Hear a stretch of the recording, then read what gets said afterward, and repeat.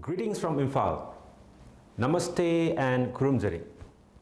First of all, I would like to thank the International Network of Museum for Peace for giving me an opportunity to speak on the 10th International Conference of Museum for Peace.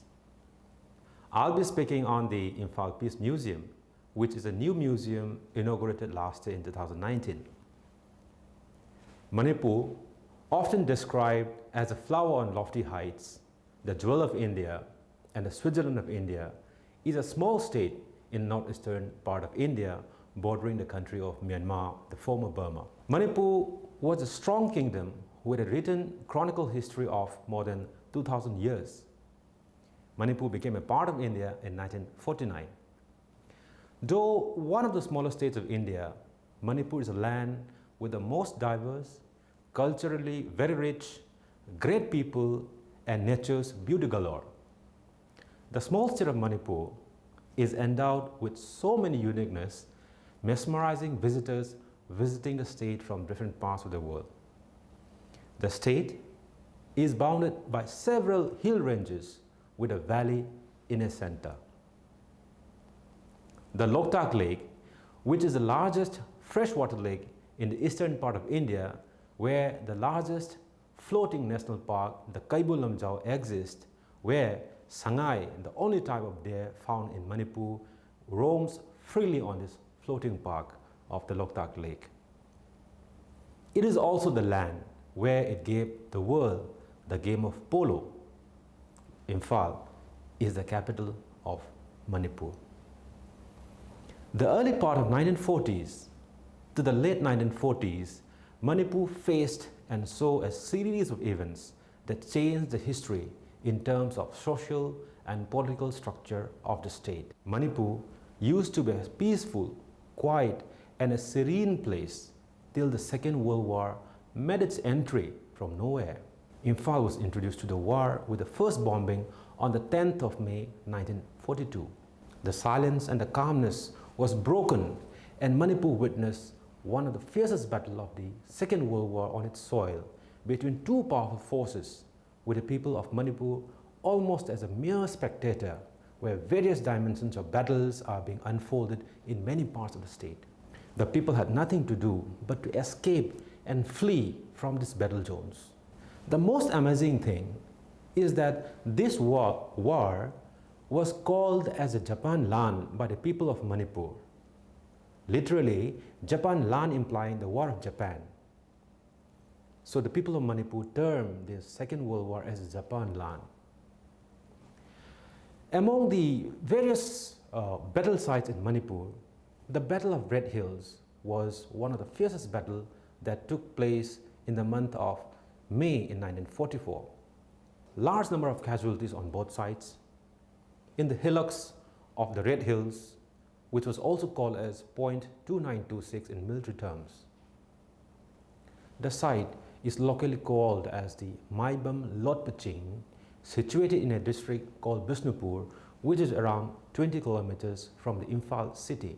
A memorial, the India Peace Memorial, was built in 1994 by the Japanese government to commemorate the 50th anniversary of the Battle of Imphal, near the site where this fierce fighting took place. This memorial is situated alongside the Tidim Road. The Imphal Peace Museum is also located and constructed at this location. Why this Imphal Peace Museum? The Battle of Imphal and Kohima was a long forgotten war event, though it has been mentioned by many war historians as a Stalingrad of the East. But it was also referred as the Forgotten War. The battle's importance slowly came to limelight in the early part of the first decade of the new millennium. And in the year 2013, the British National War Museum voted the Battle of Imphal and Kohima as Britain's greatest battle. Since then, slowly, Imphal came to the limelight. The Manipur Tourism Forum, along with the support from various other organizations, organized the commemoration of the Battle of Imphal every year, where dignitaries and delegates from various countries are invited for a joint floral tribute for the commemoration event with the theme of peace and reconciliation. And in the next couple of years, the Manipur Tourism Forum proposed the Embassy of Japan to India for a museum in Imphal. Later, with the support of the Embassy of Japan to India and the government of Manipur, the Nippon Foundation and the Sasakawa Peace Foundation funded for the Imphal Peace Museum. And now, the museum stands as a testimony to the peace and the everlasting endeavor for the promotion of peace and reconciliation, with the message that there are no victors in war and ultimately peace triumphs. The Okinawa connection. Starting a museum out from nothing was not an easy task. The study of various museums in Japan, especially in Okinawa, arranged by the Sasakawa Peace Foundation and the Nippon Foundation, was a harbinger of the concept of how a museum should be. Many museums are visited and studied, and mention should be made of the Himayori Peace Museum, the Hebaru Town Museum, the Okinawa Prefectural Museum, and various other museums in Okinawa and in Tokyo. I cannot fail to take the name of Kazuki Oshiro, the former director of the Hebaru Town Museum, and Suzuko Taira, the director of the museum, for the tremendous support and the inputs that was provided in bringing about a museum which is thematic in nature, and how a museum should be designed to pass message to the visitor, and how it could be a place where people should be motivated to visit the museum many more times and not just once. How a museum should be designed in such a way that it is a living museum. Also, Okinawa has touched our hearts. The various cultural similarities, the similarities in the folk songs and traditions, the similarities in the way of living, the rituals and the minds of the people are so similar to the people of Manipur that it cemented a long-lasting relationship with the people of Manipur. The Imphal Peace Museum, constructed at the foothills of the Red Hill, is not only symbolic, but a perfect place to remember to all those who fought and lost their lives, to pay respect and tribute to all those who have given us a profound lesson that it is peace that ultimately triumphs. Located adjacent to the India Peace Memorial, this small museum is around 6,000 square feet. It is an octagonal shaped structure which is divided into 3 different sections. The first section, which we call as the war section, the next section, or the second section, which we call it as the post-war section, and the last section called the life and culture of Manipur. The war section depicts the condition of the society of Manipur during those times, the families and the people fleeing away from the battle zones, civilians digging up trenches so that they could take shelter to survive from the many air raids and bombings. It also shows how the movement and formation of the armies took place in and around Imphal and Manipur as a whole. The important battle sites and the 6 airfields that were actively engaged during 1944 are also depicted in this section. This section also displays important dates on wall starting from 1942 to 1944, a perfect timeline that describes about different important battles, the historic moments, and various other details. In the center of this section is a vertical tomb that is dedicated to all those civilians who have lost their lives in the Battle of Imphal. Their names, age, and the day of death are inscribed on its wooden panels, forming a big rectangular solid tomb at the center of the section. It is a tribute to all those civilians who have lost their life, who have nothing to do with the war. The names of the Manipuris who took part in the Subhash Chandra Bose Indian National Army is also inscribed on the wooden panels on the right side of the wall. Another priceless exhibit is that of a painting drawn by Denkichi Tsuchiya, who drew pictures of the hard times he faced during his campaign. This picture was donated by his son, Hitoshi Tsuchiya, and it is a prized possession and a very, very unique exhibit in the museum. The 2 replicas of a Japanese soldier and a British soldier tells a story.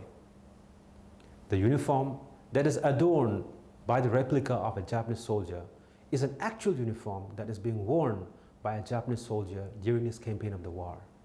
Testimonies of war accounts, as narrated by locals, are also put up in this section. Individual diaries, spoons, forks, spectacle, and other items that was carried and possessed by any army during those times are also exhibited in this section.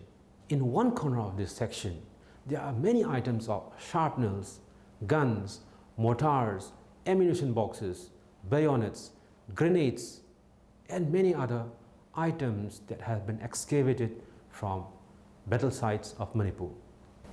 The post-war section depicts the progress and the way the Manipur kept aside the war and steps to the progress and development.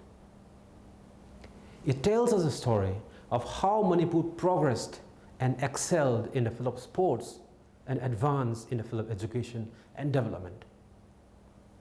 The numerous medals won by various sports personalities, including the Arjuna Award, the Dronacharya Award.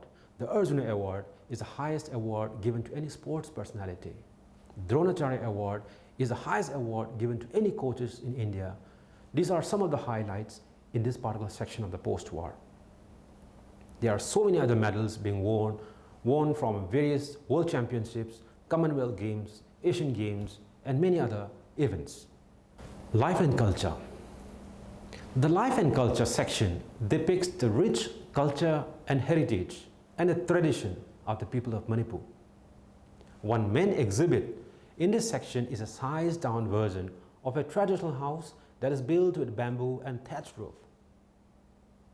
The house is built with a detailed layout and architectural design as laid down in the Yumsa-Roll. Yumsa-Roll is a book that provides the rules, the formulas, and the various customary practices that needs to be followed while constructing a house. This section also displays the life cycle from birth till death of a normal Manipuri person through a drawing and a layout. The various indigenous games and sports of Manipur are also described in this section. The rich festivals and cultures are also displayed in this section. On exit from this section is a central hall that adorns the photographs of many ethnic tribes of Manipur in their traditional costumes and attires and gears displayed on a circular wall of this particular hall. The center of the hall also has one of the most precious exhibits, which is that of the calligraphic signature of the Prime Minister of Japan, Mr. Shinzo Abe, which he inscribes as Hiwa, meaning peace, as a special gift for the Imphal Peace Museum. The cultural connection. The many learnings from the visits of museums in Okinawa and the multiple visits by Oshiro Kazuki-san, the former director of Haveru Town Museum to Manipur, has generated and discovered many cultural similarities and practices between these two regions. A striking similarity in the history, and especially in the folk songs and music, was something that went ahead as one of the binding factors in cementing this particular relationship. It was on the 22nd of June 2019, the day of the inauguration, that the Okinawa folk song and the Manipuri folk song collaborated and presented to the world, and the world saw how much similar and rich these two cultures are.